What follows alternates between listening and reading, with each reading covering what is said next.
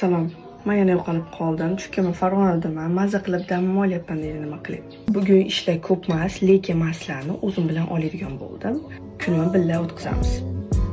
Men har kuni ham zavtrak qilmayman, lekin bugun uyg'onib qornim ochib ketdi. To'g'risini aytinglar, sizlar ham menda qilib o'tirasizlarmi yo bitta menda shunaqami? Tezda makiyaj qilib olamiz va sochga o'tamiz. Sochni qaranglar. Cho'g'ga kestirgan kunim bu xato edi. Shuning uchun hamma yog'ini zakolka qilib tashladik. Mana 10 minutda ham bo'yanib oldik. Shirinligini qaranglar. O'zim maqtamasam kim maqtar? Bilmayman, bugun yaxshi nastroyeniyada turdimmi, lekin tezda kiyim tanlab, tezda kiyim oldim. Qanaqa qilib nasl kiyishimni ko'rishlaring shart edi. Men bu kardiganni hech ham kiymagandim, lekin kiyib ko'rdim va juda chiroyli ko'rinar ekan. Eng kerakli narsa zaryadnik, koshelok va duxi. O'zim ham hayron qoldim deb erta keldim desam, baribir ham kech qolibman. 2 soat nastroyeniyam tushib ketganidan shirinlik yedim va klinikaga lazerni udaleniyaga keldim. Hayajonlanib ketyapman.